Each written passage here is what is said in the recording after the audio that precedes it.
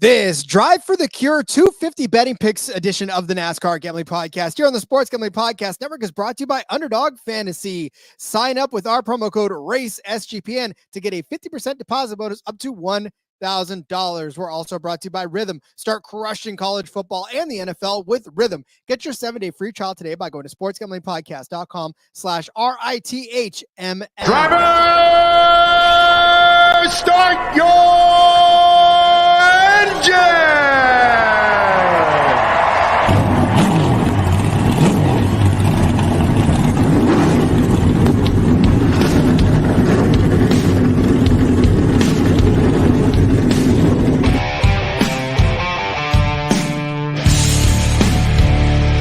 Strap in and pull those belts up tight as the Sports Gambling Podcast Network presents the NASCAR Gambling Podcast. I'll wreck my mom to win a championship. I'll wreck your mom to win a championship. With all the news and the best bets for your NASCAR weekend. It refrains me from not beating the out of you right now because you ask me stupid questions. But since I'm on probation, I suppose that's improper to say as well. If you could talk about racing things, we could talk about racing things. Now, here are your hosts, Rod Villagomez and Cody Zeeb.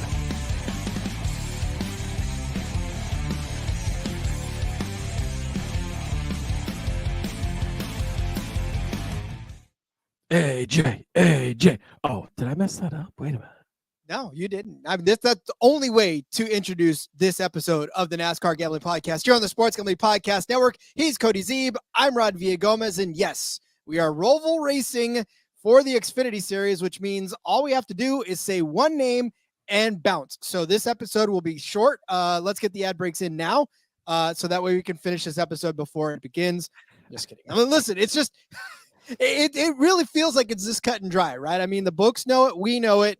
It's it is and it isn't, Rod. And I've got some thoughts on that because while I do feel like there's certain things that are going to happen, I think that there is some open chances at some other things happening. I'll be a little cryptic about it, but it's not a full thing. I just first of all, Chris, welcome in. Good to see you, buddy. Glad to see you here. Not a super speedway week. It's only 6 times a year that I bring up Fade Larson. I know you think it's every show, every week. I give Larson out all the time when it's possible with his odds, which isn't always possible. Hit him at Bristol a couple weeks ago, 7-1, I think it was, 8-1, maybe. I can't remember. It was a good number. And he's the greatest driver in the world. So appreciate you checking in. I know you're just giving me shit, but I got to give it back to you. Yeah, no, again, we will not be fading Larson on this episode and really this week in general. So gotta love that. SVG minus 700 top 5 is a lock. Boy, I tell you. That is a real number, friend. I mean, minus 700. It's a lock. I mean, it's gonna happen. But boy, if you want to try it, don't even try it. We're not here to advocate minus 700 for anybody, let alone SVG. Cole Stiles saying, I was just listening earlier. Glad he could be here she could be here. Welcome back. Glad we could be here too. So thanks for listening earlier. Thanks for listening now. Make sure you come back tomorrow, listen again. It's a lot of fun. And TK checking in as well. I'd say SVG isn't the favorite. Needs points from stages and will probably be able to get them, assuming Kaulig even has good cars. Well, we'll talk about it in a bit, but he is minus 125 for SVG in this race, which is interesting. So, okay, wait. So we talk a lot about Cody. Tell me this because I want to know. We have seen some very short odds on some people before. I don't know, and maybe I don't remember. Maybe it happened like 2 weeks ago and I don't remember because honestly, I don't remember yesterday, let alone 2 weeks ago. Have you seen a favorite at minus 125 in a NASCAR race in a very long time? Yeah, I feel like probably earlier this year when you have like Cup guys coming down, it's not that way as much as it used to be. Like that used to be pretty routine for Kyle Busch, but I think because he did win a couple of truck races this year. I don't remember. I have to look back. Yeah, it's not something you see very often. And as far as SVG goes, like he's obviously earned it, right? He's got 3 or 4 wins on road courses this year. I mean, he's absolutely owned them. And so TK saying it's annoying how the books are just so afraid of him, as they should be. I mean, because if you price it any better than minus 125, it's probably gonna get a lot of action. And so, I mean, I don't think that either of us. I guess I haven't looked at your entire card, but yeah, neither of us are giving out AJ or are giving out SVG today. Sorry, I got a lot of AJ on the mind today, friends. Don't worry. But it just, again, it's not, saying that he's not going to win this race and kick everybody's ass, because absolutely he could. It just, that number is so short for a rookie. And that's, Nico was having that conversation in the Discord last night. Like, have we ever seen a rookie come in? A rookie, this isn't Kyle Busch in the Truck Series. This is a rookie in the Xfinity. I mean, that just goes to show you how impressive what SVG has done is. I mean, it really is that insanely good. So yeah. I mean, look, and he's earned it. He's earned every bit of it, and it's just so short for a field that's stacked the way it is with competent road course racers. Yeah, he's kicked their ass before, but this is also the Roval. I mean, this is something he hasn't done yet. He's not used to having that oval part of it on there, which doesn't, again. And so I'll tell you all about it. We'll talk about more about this, but I got to tell you that we got to thank you first and foremost for tuning in to the NASCAR Gambling Podcast. We love you. We appreciate everybody that joins us live, everybody that joins us on the downloads, everybody that just downloads and doesn't listen. We appreciate each and every one of you. But if you do happen to listen, we'll ask a favor of you to go over to Spotify if that's your choice. I know Apple Podcasts as well. Go throw us a 5-star rating, or look, if you don't have a Spotify and you get all of your podcasts by Apple, go ahead and just download Spotify real quick and start an account and throw a 5-star for us there as well, because guess what? We love 5-star reviews. We love hearing from all of you guys. And listen, only you can prevent corporate gambling from taking over this space. And it starts with that little 5 stars. All you got to do, click one little thing and you're done. So, all right. So this is the Roval, and Cody, like I said, I know we talked about SVG, and we're not going to give him out in the bets because we can't. There's just not a number that makes you feel comfortable with taking him unless you want to throw 125 on him. But we'll talk about some guys that are in the field that can actually, and they have been able to compete with him over the course of the last few road races. He's just gotten the better of him, but he hasn't won everything that he's been in. But I will say this. So as you look at the Roval, right, the Roval for Charlotte gets you the traditional left turn on the oval part. If you look at like Indy, right? Indy, it throws it the other way around. You have to take the oval from the other direction. So like this is even a different configuration from what kind of Rovals or half oval, half road course that they're used to. This is its own beast. So even for these drivers, it's just a different beast. Yeah, it is. I mean, it's like you said, it's not your traditional road course, although I mean, the road course part is kind of the more important part, if we're being honest. Like, it's cool the oval part's in there, but you're not even getting up to full speed. It's not, any of that. So it really is about the technicality, the technical ability on the road course portion, and something that I think is a massive advantage for SVG, and I think AJ as well, is they changed the course from what it's been over the last few years. And so it's not just go out there and do what you've done since I don't think they had changed it since 2018. And so, we had a good 5 years of it being one way. Now they've changed minor things, right? Most of the circuit is still the same, but a couple of spots, which we talked about more in depth yesterday on the Cup Series show. But I think that does play into SVG's favor, because everybody else doesn't necessarily have complete muscle memory there. And so I think that is one area that helps him. This one thing, though, that really will interest me with SVG, really with some of our really good road course racers, with SVG, with AJ, with Sam Mayer, with Parker Kligerman, even Justin Allgaier, all these guys are in jeopardy not making the next round of the playoffs, Rod, which is huge. And so, like, just to break this down, Sammy Smith has locked himself into the next round. That was an upset last week at Talladega. This is a cut race, just like the Cup Series. So we are going to cut it from 12 to 8, just like the Cup Series. They're lined up in their playoffs now, right? And they'll be the same throughout the rest of the season. But Sammy Smith is locked in. That was a bit of an upset. He was farther down in the points, and so that kind of pushes the cut line down. Chandler Smith, 64 points to the good. He's actually locked in as well, so he's also good. Cole Custer's 37 to the good. Austin Hill's 37 to the good. Creed's 32 to the good. Then you got Jesse Love at 22, Riley Herbst at 20, AJ's only 7 points to the good. Allgaier is 7 points to the bad. SVG's 10 points to the bad. Sam Mayer's 13 points to the bad. Parker Kligerman 16 to the bad. And so, we talked yesterday on the Cup Series episode. You look below the cut line, it's probably the 4 you would pick, right? Going into the round, like who are kind of the 4 lowest of these guys, right? And that's what you got. But in this round, that's not the case by any means. It's very much different. And so, with SVG minus 10 and AJ only plus 7, do they stage race for points? Because they could probably get points in each stage if they would like to, and sacrifice the opportunity to go for the win, where that could open up some more long shots, which we'll talk about in a bit. Or do you just go out and run your race and try to win? I know like AJ was able to win the first stage the last 2 years and still go on to win, so get points and get the win later. But it's not, if SVG wasn't in this race, I think AJ could just play it like, hey, we're going to go for the win, right? If AJ wasn't in this race, I think SVG could play it like, hey, we're just going to go for the win, but they can't both win, Rod. Maybe they can. We haven't seen that scenario yet. We've had some close finishes, but not an exact perfect tie yet. So it'll be interesting to see how they approach this, because if they do just go for points, now they could actually probably they're both good enough to go for points and still make it work and win the race, right? But it won't be super easy, and so I think that could make this race extremely interesting with this cut line and these point scenarios in play. Well, we saw too, even last year, Sam Mayer pit at the to try to shorten the stage and still made it into the top 10, made it 8th place. So when you talk about cars being good enough to be able to try to flip the stage and yet still get up there, I mean, again, if Sam Mayer can make it to 8th place after pitting, then that AJ and SVG both very capable of doing exactly that.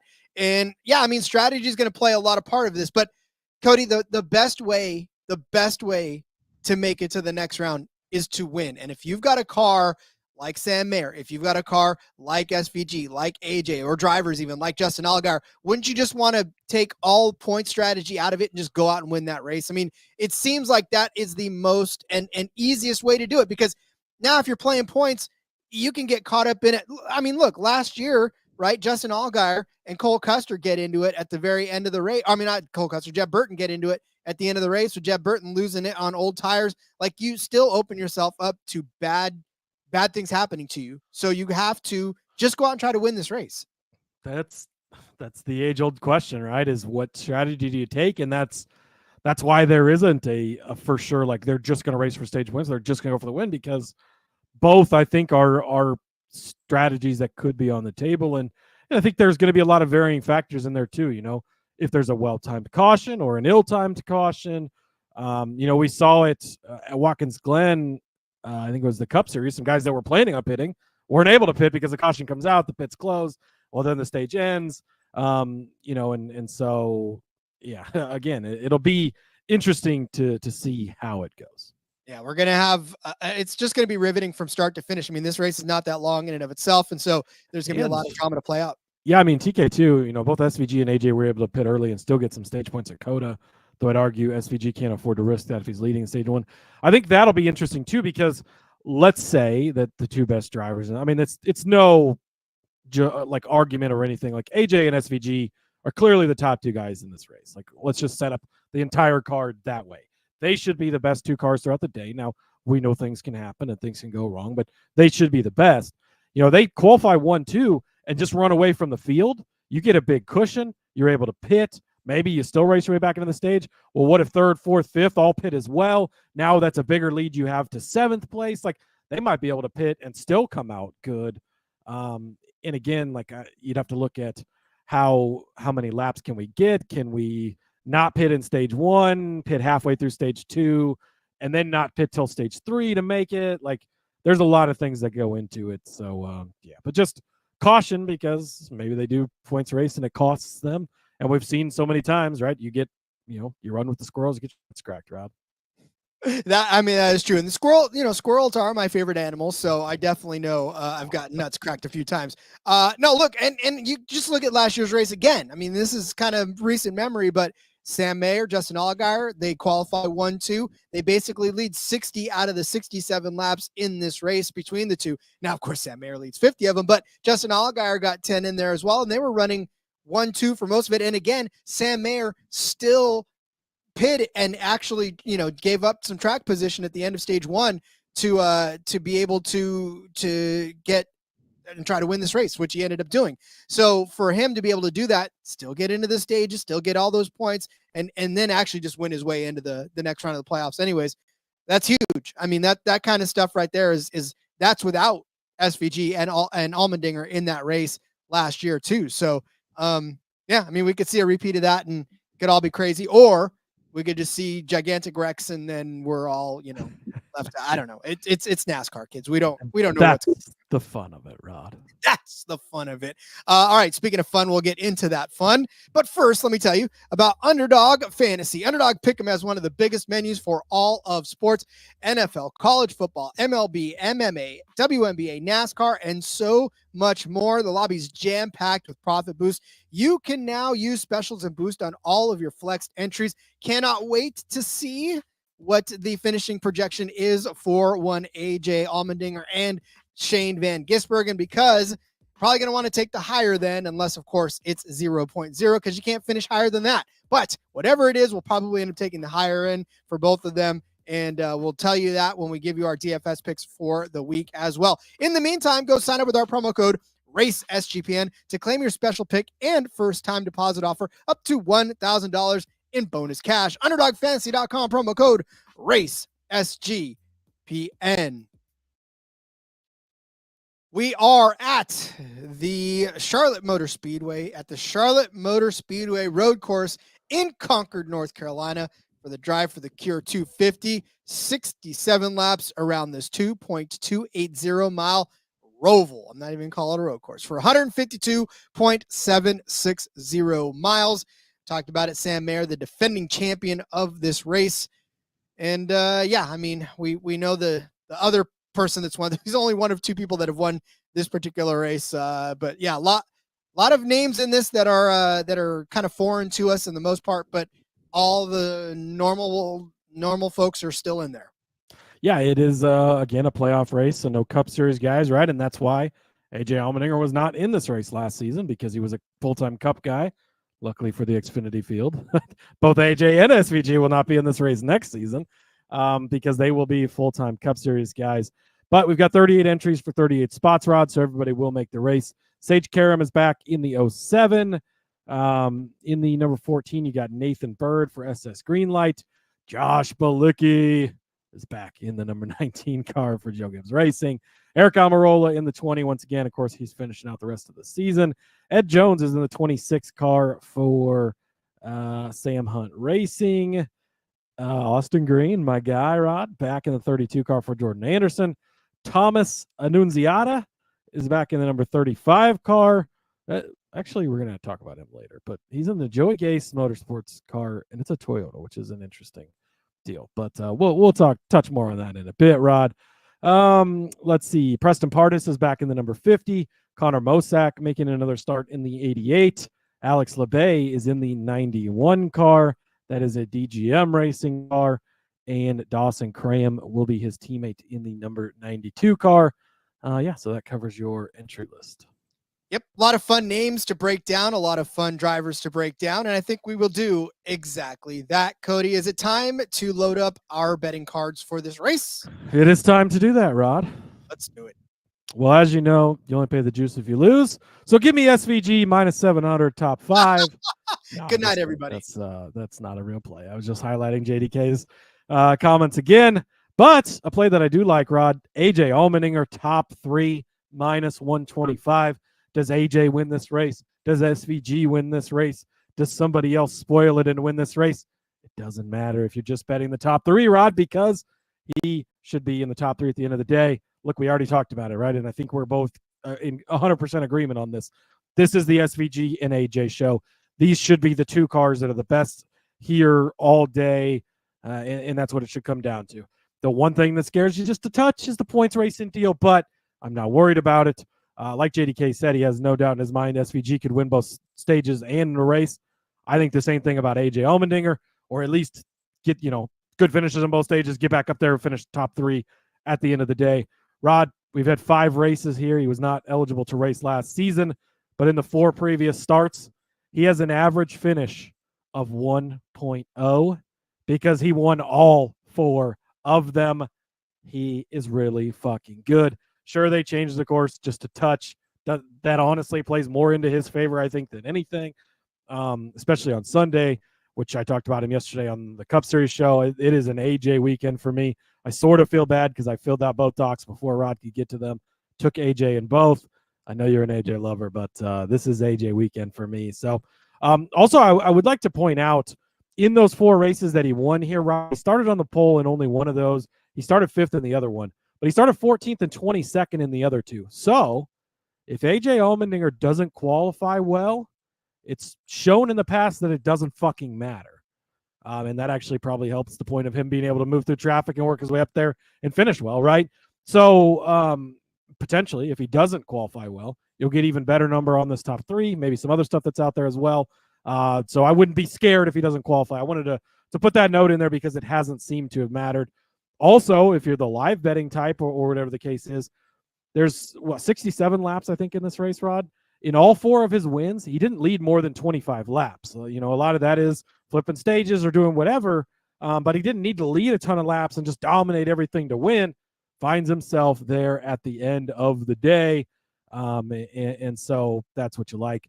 It hasn't been the same AJ. Well, yeah, maybe not in the Xfinity Series as much this season, but he just finished 3rd at Watkins Glen a couple weeks ago. He finished 4th at Portland earlier this season. He's had good runs. This is an AJ track, so you got to like that. TK wondering if AJ was in the playoffs at the time of his wins or playing spoiler. I have to go back and look, but I'm pretty sure he was probably in the playoffs a majority of those seasons, if not all of them, because he was the regular season champion a couple of years ago. Yeah, exactly. In 21 or 22, he was the regular season champion. I mean, had a really strong season. And before SVG was around, AJ's the one who won all of the road. I mean, he was winning multiple road courses a year, and he'd have guys like Ty Gibbs come in and battle him, and they'd split the road courses, or guys like Austin Cindric, and they'd split the road courses. But AJ is the career record holder for Xfinity Series road course wins by a lot. I think he's got 13 or 14. And so, yeah, I'm pretty sure that he was in the playoffs a majority of those times. Yep. Yeah, he was. And again, for AJ, it's just, you're right. You got the doc first. You got the AJ first. My brother wondering if he qualifies poorly, does that alter their strategy? It certainly could. I mean, it certainly could. But even if he doesn't qualify well, I think that he's racing up there by the end of the stages.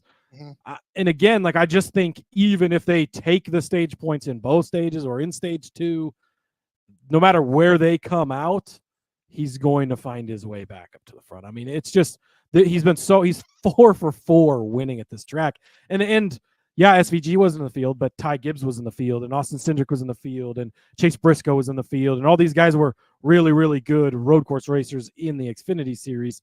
It's not like it was just AJ and nobody else, and now there's some competition.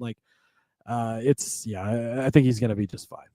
Yep, I agree with you on that aspect of it all, because it's AJ Allmendinger, and I love me some AJ Allmendinger. So, all right, I'm going to take my first bet, and I'm going to go Sheldon Creed, which Cody Zeeb is nodding to right now. I'm going to take him over. I forgot to fix it again. You do. That's right. I'm going to take him over Anthony Alfredo.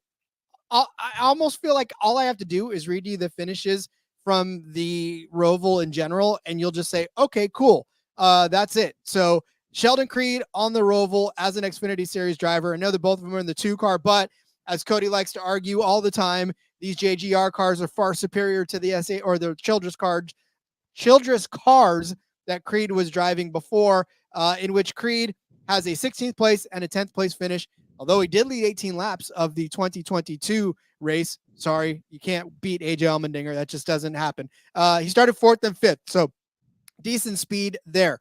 Anthony Alfredo on the Charlotte Motor Speedway road course, 12th place finish and a 30th place finish. I mean, granted, he did end up beating Sheldon Creed in the first one, but he definitely didn't in the other one.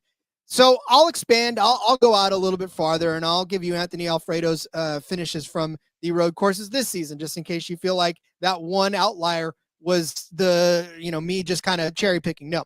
Let's see. We go to Austin, where Anthony Alfredo had a 12th place finish.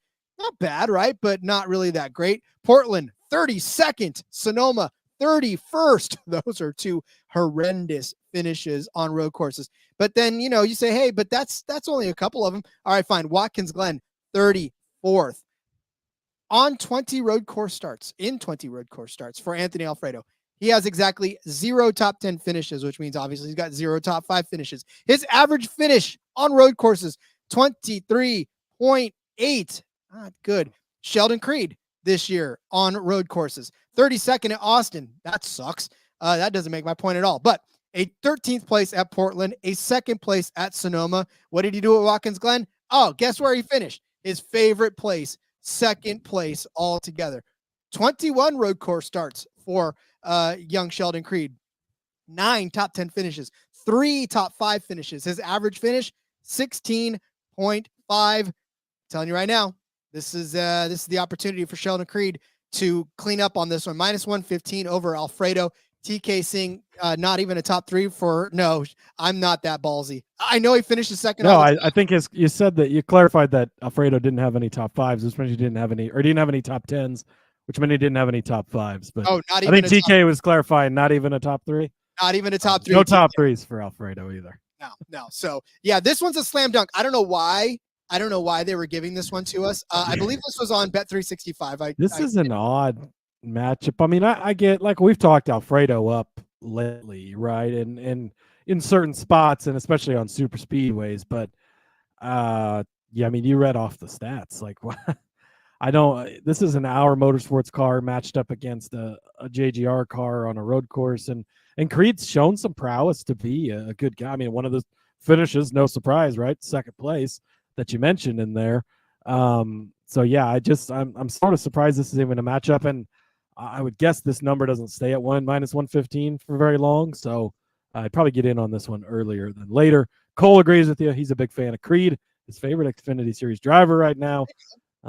Yeah, and you don't have to worry about him winning to cash this, so that's good. Mm-hmm. No, or finishing in the top 3 like we want him to anyways.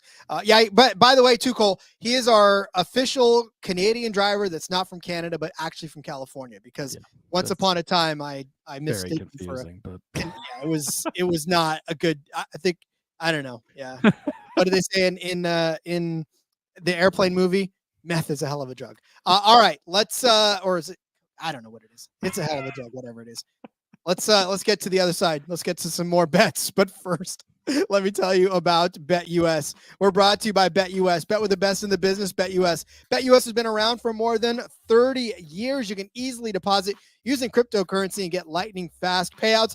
U.S. players, you're always welcome. Sign up and deposit $100, and you got a chance to win a 1960 Ford Mustang. Ooh, I'll bet they could make it.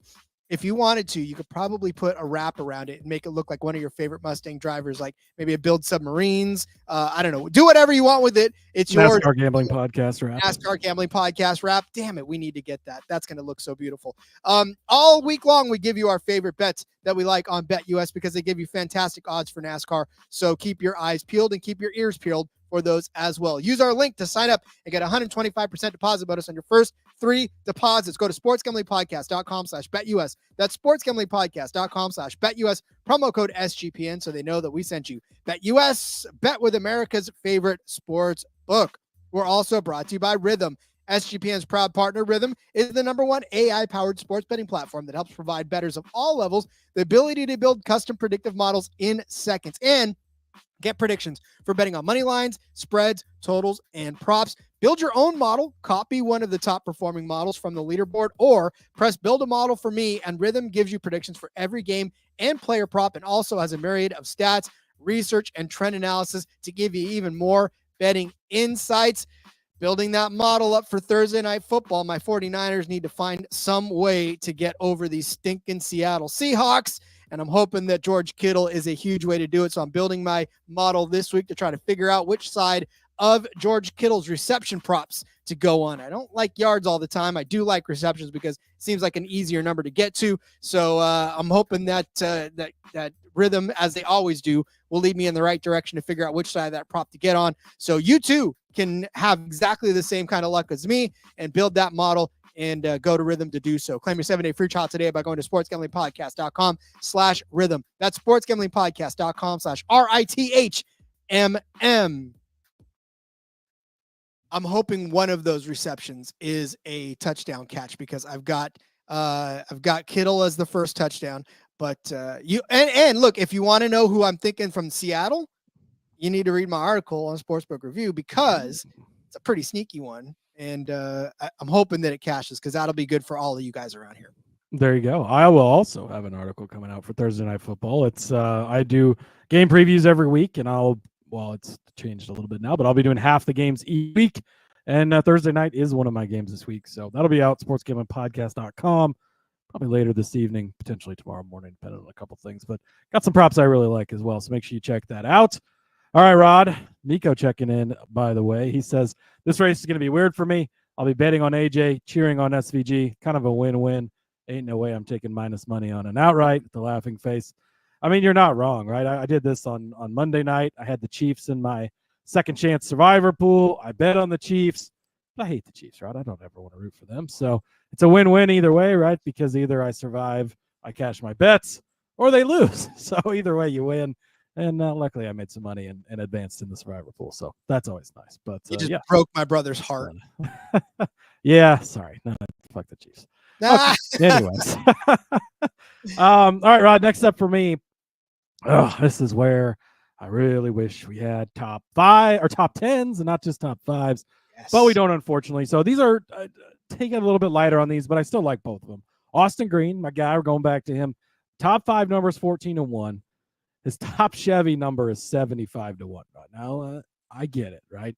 AJ drives a Chevy. SVG drives a Chevy. We've been talking for 32 minutes about how this is going to be the AJ and SVG show.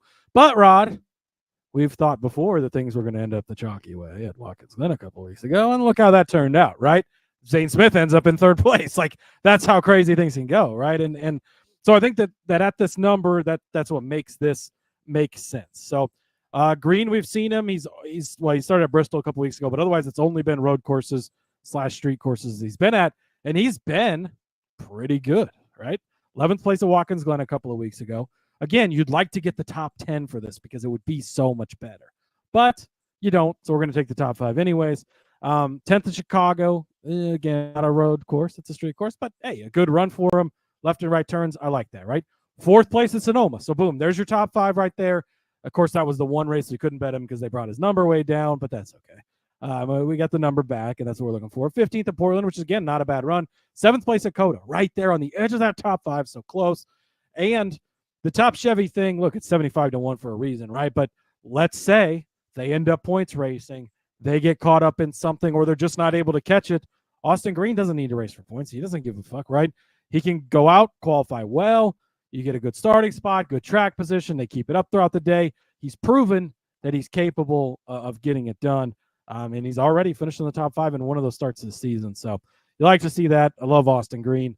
We'll probably end up talking about him on the DFS show because I love him a lot this weekend. But if you haven't listened to that yet, which of course it's not out yet, but if you're listening on the podcast, Austin Green, like a DFS play almost for sure. Like he is a guy you're going to want to plug in there.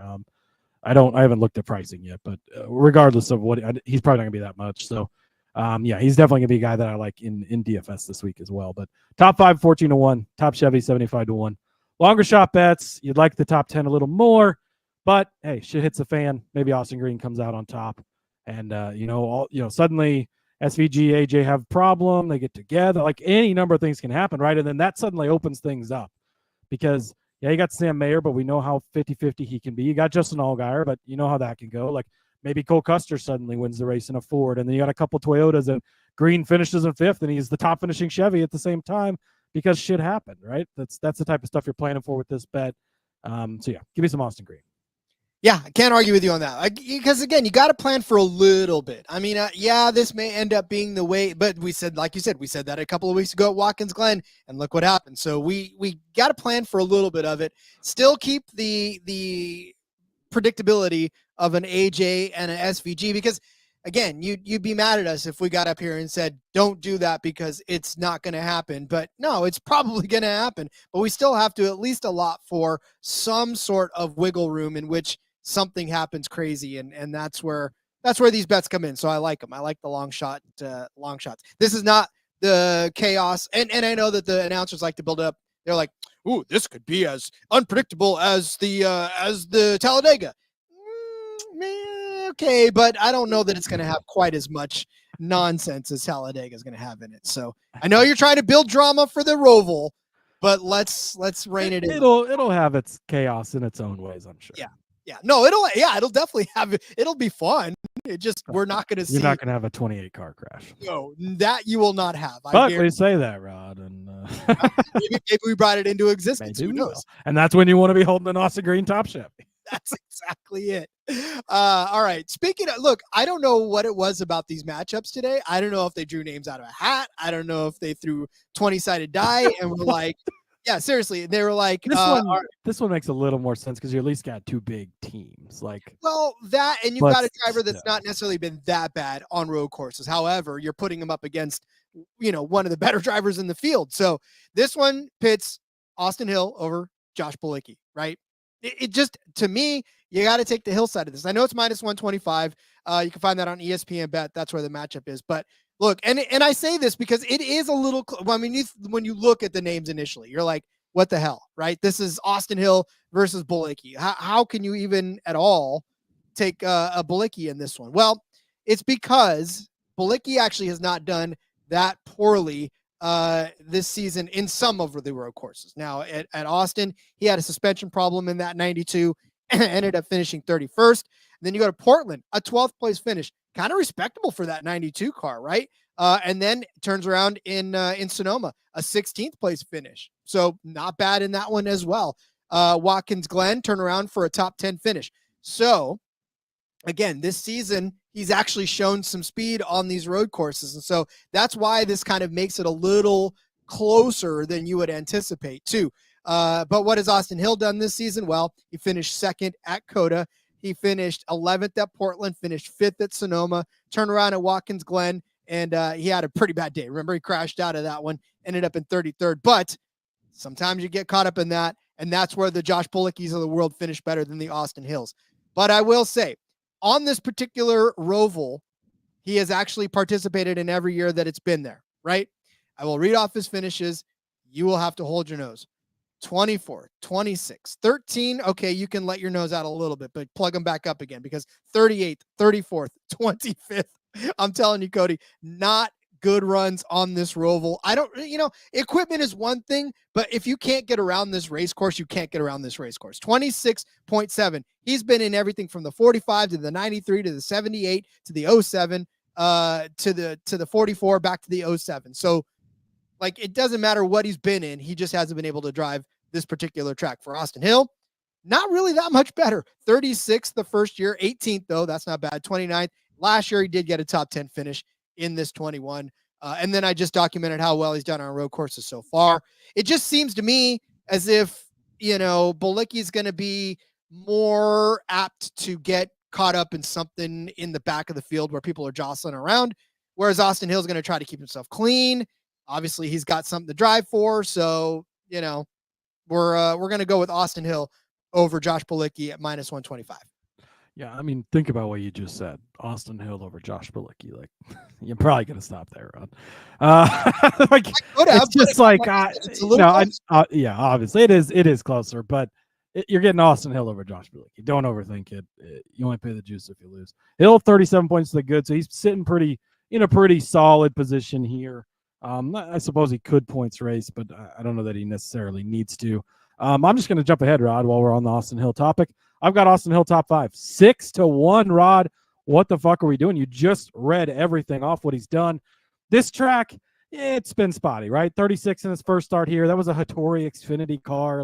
We'll throw it out. Okay, right? 18th, 29th.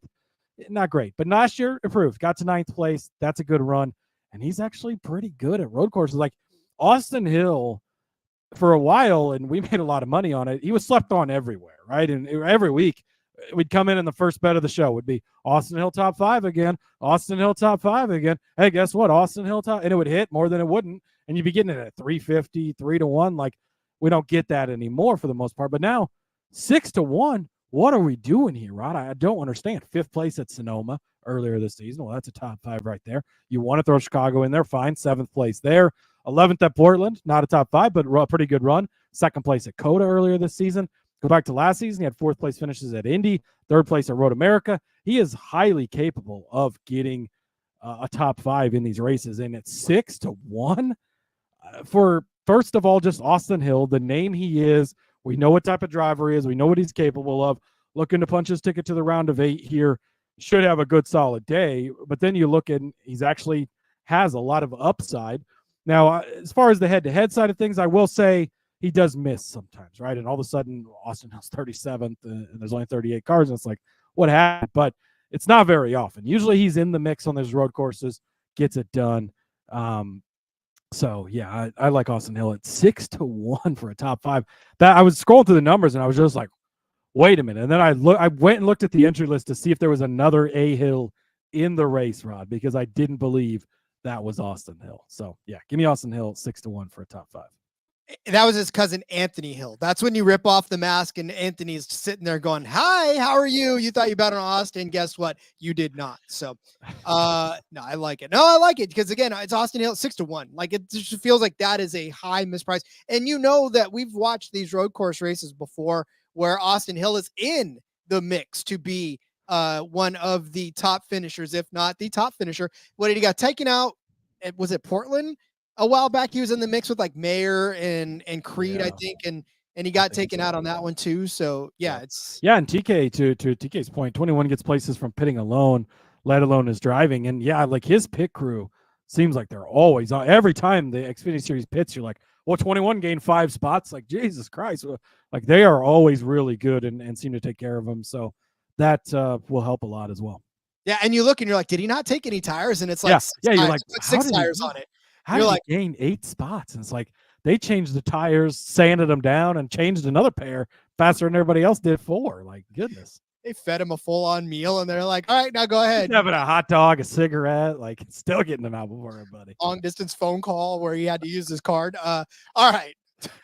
Before we get too far off base, I'm going to take Parker Kligerman. I'm going to take him as a top 5 car at plus 325. I did not expect to take Parker Kligerman, but as I was clicking around in a lot of these areas, I saw Parker Kligerman's name pop up more than I anticipated. So Parker Kligerman on this Roval already has a 6th place finish in his only start on this Roval. And you got to take out, I don't know that Kaz Gralla is going to come back up into a top 5 finish like he did last time. Obviously, Josh Berry is no longer in the mix. So you take both of those guys out, and all of a sudden Parker Kligerman is a top 5 car last year instead. You look at what he's done on road course races. Hey, guess what? He got a top 5 finish at COTA. Fantastic, right? 8th place finish at Portland. Not a top 5, but pretty damn close and in the mix. And then Portland, he had a 10th place finish. Watkins Glen, a 7th place finish. Just, rimming around the edge of these top 5s for Parker Kligerman. And I think at some point, especially this season, I think he's going to punch through. It's his last chance. It's his last chance for another top 5 at a road course. So I'm going to give Parker Kligerman the benefit of the doubt here, just based on what he's done this season and what he's done at the Roval in general. And then I'm going to take him to win Group B over on Bet365. He's plus 210 to beat the likes of Anthony Alfredo, Eric Almirola, and Connor Mosack. Anthony Alfredo, I know, like I said, he's a fan favorite, but we just talked about it. Like, this is not a track in which he's attractive at all. So if I'm already taking Sheldon Creed over Parker Kligerman or over Anthony Alfredo, and I'm putting Parker Kligerman in the top 5, then I don't think that Anthony Alfredo is going to be in the mix at the end of that race. So we'll go ahead and count him out because I already made the case against him. Connor Mosack.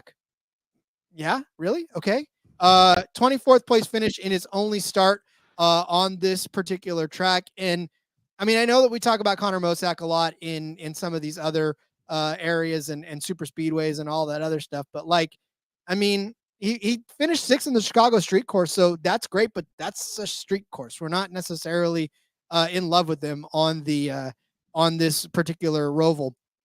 In his appearances on road courses in the Xfinity Series last year, he was a 19th place finish at Austin, 8th place at Portland, great, 32nd at Sonoma, though, turn around with a 5th place finish at Watkins Glen. Not bad, but I think Parker Kligerman has it better, and I think he's going to finish better than Connor Mosack, even though, I know, like I said, Connor Mosak's had some success on super speedways. I'm still stuck in Talladega, Cody, on road course races, but I'm still getting him the edge.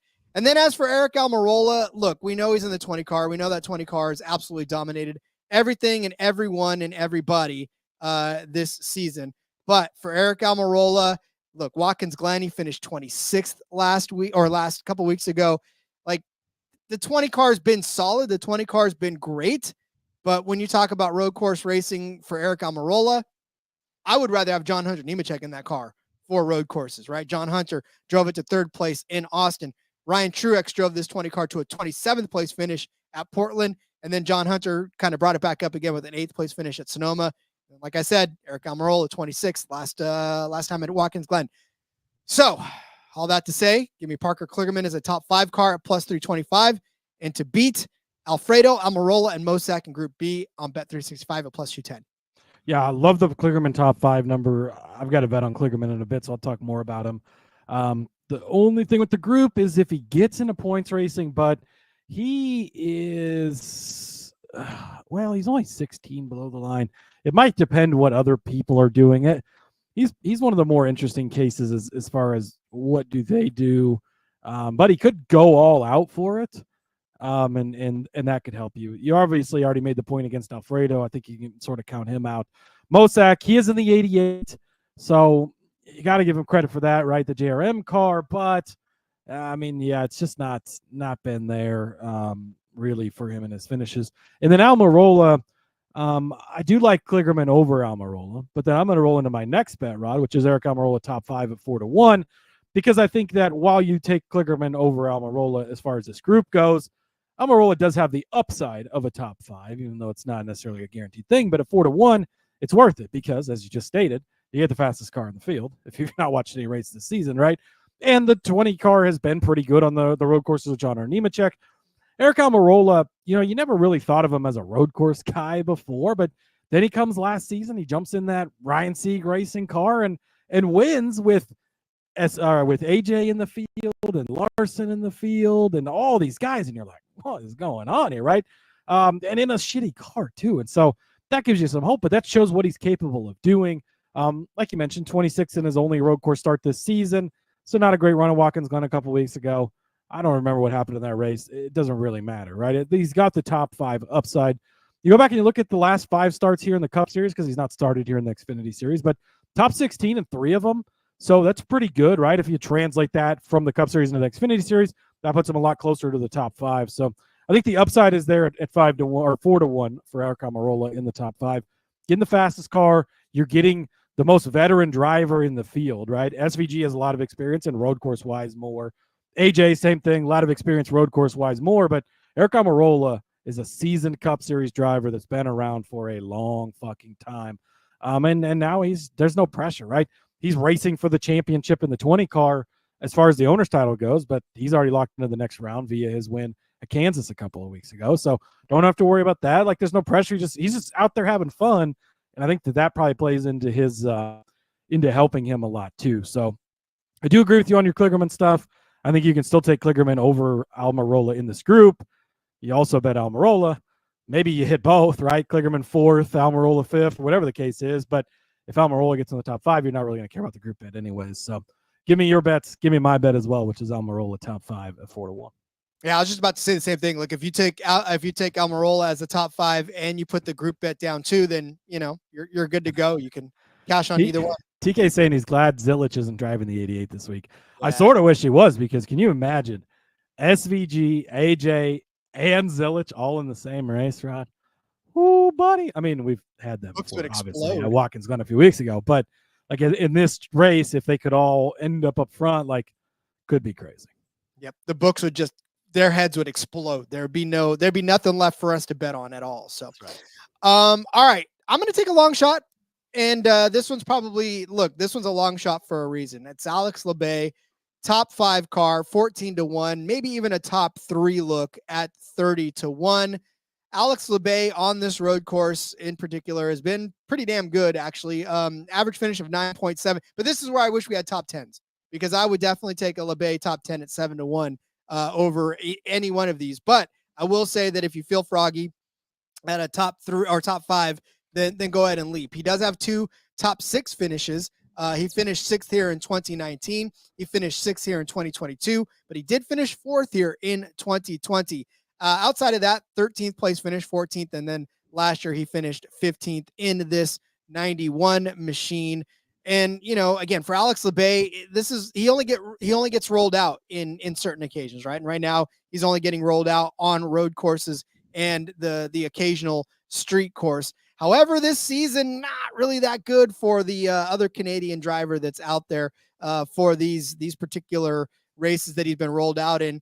He got 26th place at COTA, 19th place at Sonoma, 29th at Chicago.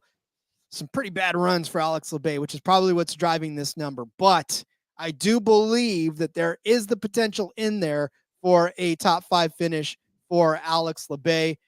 I feel like there's more of a potential for a top 10 finish, but we don't get those. So this is where I'm building in a little bit of chaos, because if we're kind of thinking that 07 car is going to be somewhere around the front at certain – that's Sage Karam, I'm sorry. Alex Labbe is driving the – save me, Cody, because I just lost what he's driving right now. Alex Labbe. 91. 91. Yep. 91. I knew that going into it, but I'm lost in the tabs again, Cody. I hate tabs. But yeah, if we think he's going to be driving the 91 well, because that's what he's been driving this season. He drove the 07 at Sonoma. He drove the 07 at Chicago. He drove the 35 in Austin. So now he's driving the 91, which could give him a little lift. But yeah, I believe if he's going to be a top 10 driver, then all it takes is for a couple of guys doing the wrong thing up in turn 1, a la Justin Allgaier and Jeb Burton last year, for Alex Labbe to slide into a 5th place finish and quite possibly a 3rd place finish. Yeah, and he's in that same DGM equipment that we've seen Ross Chastain get really good finishes in the Xfinity Series on road courses. Yes, that's Ross Chastain. I'm not saying that he's the same driver, but yeah, I think that the car is definitely capable of getting it done. And he is capable of getting it done as well. All right, Rod, next up for me, we're going to go back to the system. This is purely a system play, Rod. Toyotas, you've only got 6 of them in this race. So what are we going to do, Rod? Say it with me, everybody. We're going to take the bottom 2 in the bets, and we're going to place bets on them, because you got Creed at plus 160, and Almirola plus 180, and Bilicki at plus 250, and Chandler Smith at plus 275. These are all short numbers, right? And Creed should be good. We talked about that. Almirola has the potential to be good. We talked about that. Bilicki could maybe just be okay. And Chandler Smith, you never know what you're going to get with him. But then you have Ed Jones and Thomas Annunziata at 7-1 and 18-1 at the bottom. Rod, look, you take these 2 guys because they're long odds. They only have to beat 4 cars. Well, what if Josh Bilicki is Josh Bilicki and doesn't finish well, right? Well, that's not shocking. What if one of these cars blows up, because these Xfinity Series JGR cars have been having some issues here lately? That's a potential, right? Almirola didn't finish well at Watkins Glen recently. Okay, what if Creed has something go wrong, right? We've seen that happen with him before. Suddenly, again, maybe you finish in 25th place and you can cash this. So very much possible. And also, like Ed Jones specifically, who's the 7-1 part of this, not a slouch, right? He's got a few starts this season. 15th at Sonoma, that's a decent run, right? But 5th place at Portland, he's got the upside to get this done. You could be 5th and be the top finishing Toyota at the end of the day. Ed Jones also, Rod, a little bit of experience. He's got 63 career IndyCar starts. He's the 2016 Indy Lights champion, which is basically the Xfinity Series. Also, now it's known as the Indy NXT, but he's been in Indy Lights. He's been in FIA Europe 3. He's been in the British F3, the European F3. He's raced with the Renault Series before. He's got an FIA Gold racing license. Like, he races in IMSA. This guy is a veteran sort of road course guy, right? And he's in the 26 Sam Hunt car, right? And so here's your typical, this car can be good sometimes and it can have mechanical problems sometimes, right? We bet on it enough to know that. But then as far as Annunziata goes, he's a Trans Am driver. This is sort of weird because he's in the 35 Gase car, which typically I believe is a Ford, but for some reason is a Toyota this weekend. Now, these smaller teams don't necessarily they don't get any money from the manufacturer. They just slap a manufacturer on there and call it good, right? So maybe he's got a deal with Toyota elsewhere, right, in his other dealings, and so they just changed it to Toyota for this weekend. I don't know exactly how that works, but he's a Trans Am driver. Look, he's got 3 starts this season, 28th, 29th, 34th. They've not really been that good. But at 18-1, if enough people have problems, which you only need 4 people to have problems, right? And then maybe Ed Jones has an issue too, but we're sticking with the system. You take these long shots because you get one crazy wreck, you get a couple of mechanical issues, whatever the deal is. 7-1 for Ed Jones, which could just be live in general. And then the Annunziata one, you're going to need some help. But at 18-1, it's worth a shot as well. Indeed, yeah. Because again, if one wreck takes out 4 people in the top of the list, then now you're dealing with a lot of guys in the top 10 that aren't normally in the top 10 or top 15 that are not in the top 15. So, yeah, you got to build for that. Again, it just seems like we always, like every Xfinity Series race, you look up and you're like, that guy finished in the top 10? Like, whether it's an Austin Green type or like, that you'd never heard of before, or there's always something you're like, this guy come from? And it's like they just, they're a road course guy and they minded their P's and Q's, stayed out of trouble, and boom, they found their way up there at the end of the day. Indeed. All right. I'm going to talk to JB real quick. Has anybody mentioned that the bookies know NASCAR let SVG run laps at the Oval before Chicago race last year? Honestly, don't think that factored into anybody's anything. I don't think they paid much attention to that. AJ Allmendinger's 4 for 4 winning here, and he's the one at plus 300. So, yeah. I mean, does a few laps for SVG? Like, sure. Yeah. I mean, he needed laps in a cup car or Xfinity car or whatever. Fine. But yeah, I'm not too worried about it. And then they've changed the layout since then too. So there is that. And there's actually, I think it's 40 minutes practice for Xfinity this week too. So they have bigger practice time than they've been having as well. And that'll help these guys dial it in also. Yep. So yeah, but again, and here's the thing, because SVG is driving the books so heavy this week, as far as being minus money, well, the odd part of the winning car number is at minus money. So guess what? We're going to snatch the even part of this. So I'm going to put the winning car number as even, plus 140. You get AJ Allmendinger, end of story. No, I'm just kidding. But you also get guys like Jesse Love, who hasn't won a road course yet, but damn it if he's not fast anyways. Then you get guys like Sammy Smith, who we just saw win last week.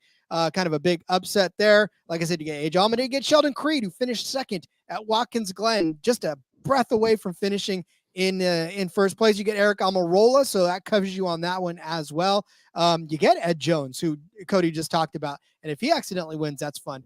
You also get Ryan Sieg, right, at that number 28 car. That's great for you as well. And that's pretty much about it. You got Parker Kligerman. If Parker Kligerman ends up winning this race, you get Connor Mosack if the 88 wins this race. You get Dawson Cram, which is great, but you also get Riley Herbst. I don't know. The beginning and the end of this is even at the 16 car at plus 140. I mean, that's kind of a way to double down on your AJ Allmendinger bet, because that's another plus money way to get in on it. And I know the books respect SVG so very, very much, but how can you leave the guy that's won here 4 times in his career, has never lost a race in which he started on this, at plus money? So give me that. Give me the plus 140 for you. And you're covered for the Cole Custers of the world, for some of these other guys. Sammy Smith goes crazy and he doesn't have to worry about points, and he pulls a weird strategy and goes for a double win. Like, it covers you in a lot of other ways. I like that as well. JDK checking in. Check the Discord. Look at the video of SVG at Bathurst. He doesn't need laps to be good. Yeah, it's our boy Nico did some work in the Discord. If you're not in there, sg.pn/Discord.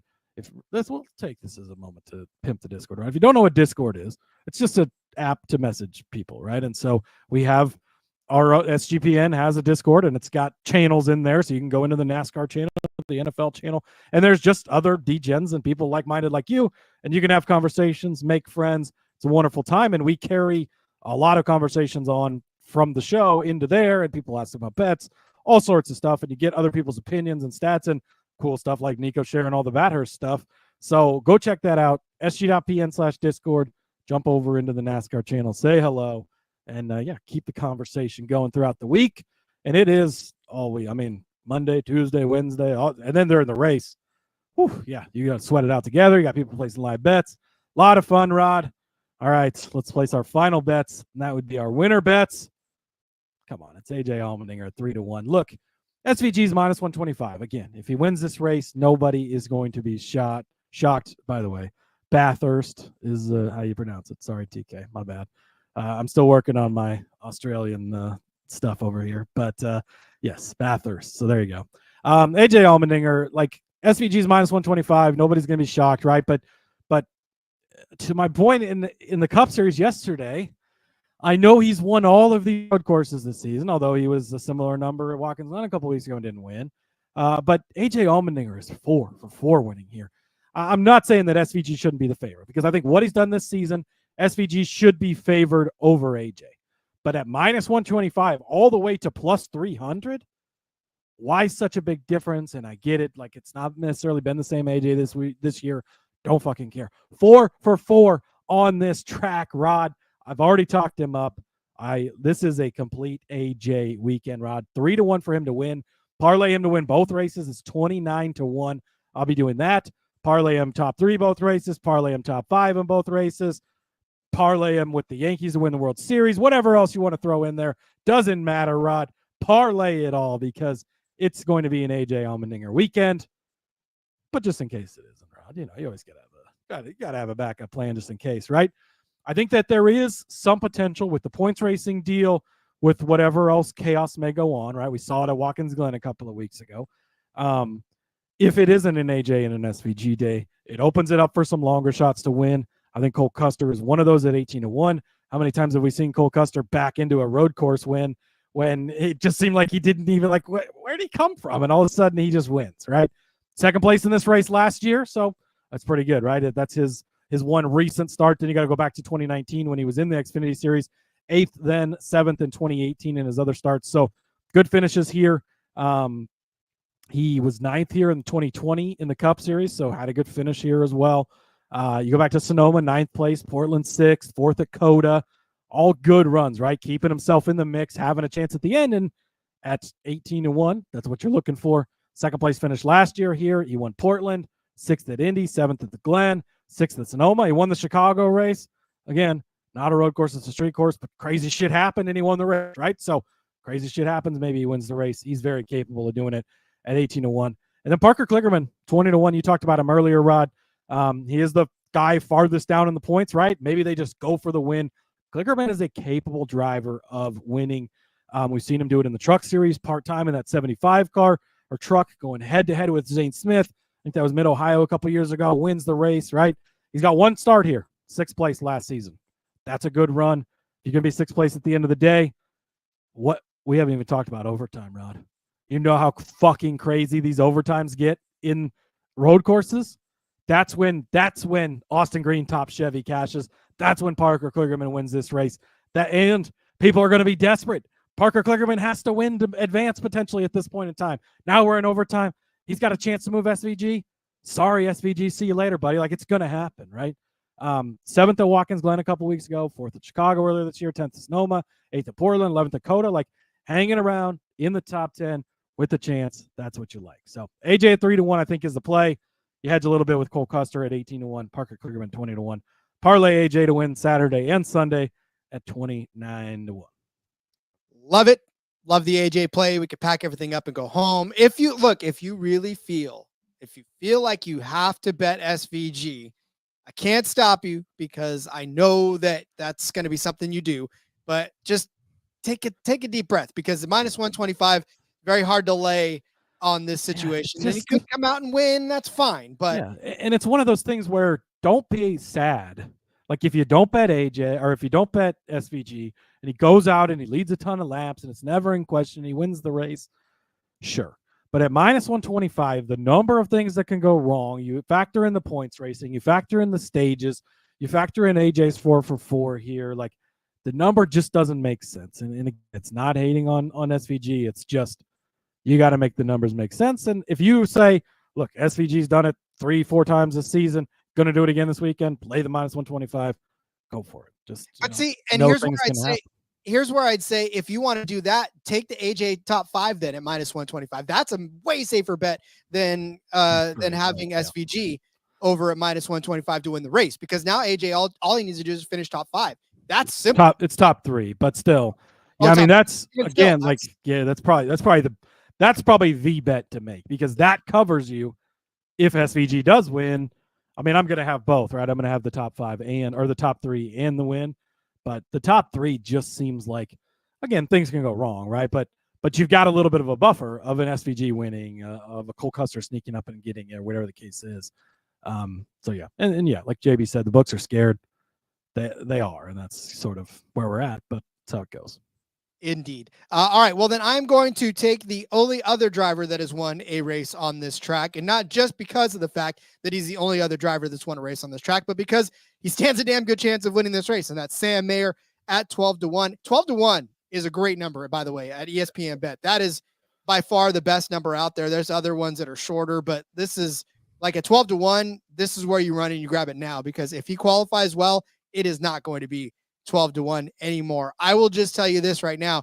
Last season, his first 3 wins, road course wins, right? One at Road America, one at Watkins Glen. AJ Allmendinger Jr. That's what we started calling him, Rod. We did too last season. We started calling him the AJ Allmendinger because AJ was gone. And so somebody had to take the mantle. And then guess what? Here comes Sam Mayer winning all of these races on road courses last year. So look, for Sam Mayer, again, it's just because, yes, he's won here before, but he's also done very well on road courses this season too. He finished 9th at COTA earlier this year. He actually started on the pole at Portland. Unfortunately, he didn't get a good finish there. He ended up in 28th, finished 3rd at Sonoma as well. Watkins Glen was another bad day for him, but he's due. He's due for a really good finish. Road courses, Rovals. I mean, this is a track that he knows. This is a track that he loves. And I think, like I said, if anybody's going to beat either AJ or SVG, it'll be Sam Mayer, because if you watch the way he ran this race last year, right? Last year was just, he dominated the 50 laps that he led around this track last year. And in 3 starts, he's got that win, an 11th and a 10th place finish. So 3 good runs rather, all sort of in and around the top 10. But we know Sam Mayer is a very skilled road course racer. We know he can get it done. 12-1 is just a misprice, in my opinion, and you got to jump on it, because if AJ and SVG start getting after it there, coming out of turn 1 and get each other squirrely, Sam Mayer sitting there on the second row and pounces on it. He knows how to lead this race. He knows how to stay in front and keep himself in front. So, give me Sam Mayer 12-1 to win this race. Yeah, 12-1 for the outright is great. We know what he's capable of. We know he has the upside of winning 3 road courses last season. Head-to-head, I'd be careful. Top 5, I'd be careful, because don't be shocked if he wrecks on lap 1, 2 and fucks everything up. But he's got that upside of winning at 12-1. I think it's a good bet. Indeed. Speaking of good bets, we'll give you all of our good bets right now. Get out your pen and paper. It's time to go over our bets for the Drive for the Cure 250 from the Charlotte Motor Speedway, the Charlotte Roval. And for those of you on YouTube, time to screenshot. It is our picks for the race. Cody started you off with AJ Allmendinger as a top 3 car at -125. I said go ahead and take Sheldon Creed over Anthony Alfredo at -115. Cody gave you Austin Green as a top 5 car at 14-1. Tacked on the top Chevy at 75-1. I said that Austin Hill would finish better than Josh Bilicki at -125 over on ESPN Bet. Cody gave you Eric as a top 5, the Almirola type, that is, at 4-1. I said Parker Kligerman would be a top 5 car at +325. Also to win Group B over on Bet365 at +210 over Alfredo, Almirola, and Mosak. And then Cody gave you Austin Hill as a top 5 car at standalone at 6-1. I said Alex Labay will be a top 5 car at 14-1 and a top 3 car at 30-1 if you feel froggy to leap.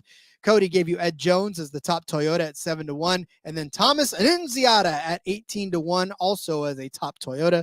I said that the winning car number would be even at +140, and then Cody gave you AJ Allmendinger at 3-1, and then gave you a little hedge with Cole Custer at 18-1 and Parker Kligerman at 20-1 to win the race. And then the AJ parlay at 29-1 to win both Xfinity and Cup Series races.